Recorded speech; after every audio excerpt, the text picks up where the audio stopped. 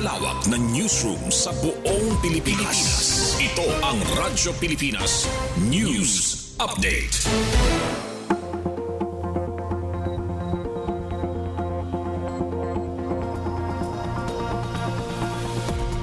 Oras sa bugos nga Pilipinas, 1:55 p.m. Maupay nga kulop sa aton nga tanan, adyen aton mga balita sa yana nga pangurason. Baga kay Integrated School sa Calbayog, may ada na bag-o nga covered court. Pamatian tan detalye matikang Kansuzat Pretansyo. Radyo Pilipinas Report. Nahuman na ang bag-o nga covered court sa Bagakay Integrated School sa Barangay Bagakay, Calbayog City, Samar nga ginpondohan pinaagi sa General Appropriations Act o GAA Fiscal Year 2025. Ang multi-purpose building may ada 384 square meters nga konkreto nga area nga may atop, entablado, concrete bleachers, mga sugangan rain ngan sewer drainage system.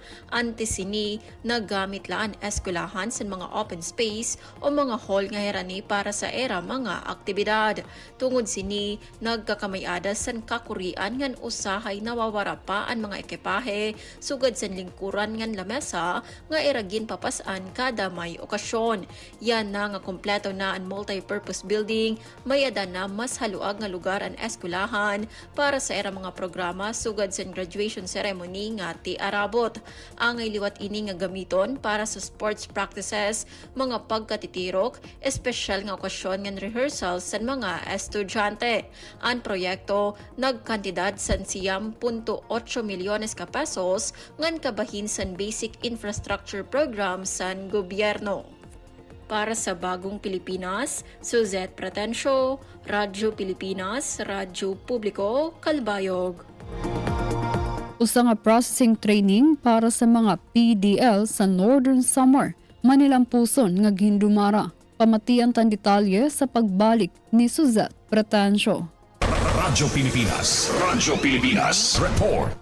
Igindumara sa Department of Trade and Industry o DTI Northern Samar Provincial Office, kaupod ang Northern Samar Provincial Jail ngan Island Fund Incorporated ang Coco Choir Processing Training para sa pinili nga persons deprived of liberty o PDLs sa Northern Samar Provincial Jail sa Bungto, San Bubon.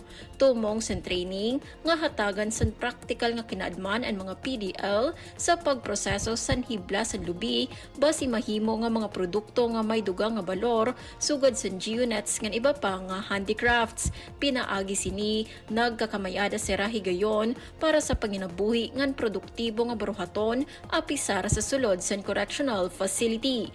Basar sa DTI, diri la ini nakatutok sa pagpauswag sa kapasidad sa mga preso kundi nagpapakita liwat sa commitment para sa inclusive growth kundiin ginsisiguro nga may oportunidad gihapon ang mga PDL para sa rehabilitasyon, panginabuhi ngan pagbalik sa komunidad. Ini nga training mawansyahan nga aktibidad sa partnership ngan ginlalauman nga masundan pa ini sa iba nga livelihood initiatives. Para sa Bagong Pilipinas, Suzette Pretensio, Radyo Pilipinas, Radyo Publiko, Calbayog. Inang kabugusan sa aton mga balita sa yana nga pangurason. Padayon gihapon kamo nga mamati sa DYOG, Radyo Pilipinas, Radyo Publiko, Calbayog para sa news updates.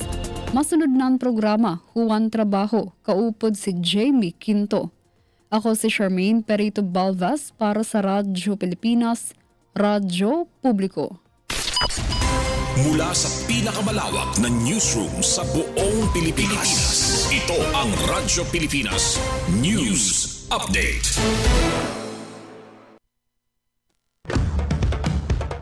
Ito ang Presidential Broadcast Service. Radyo Pilipinas.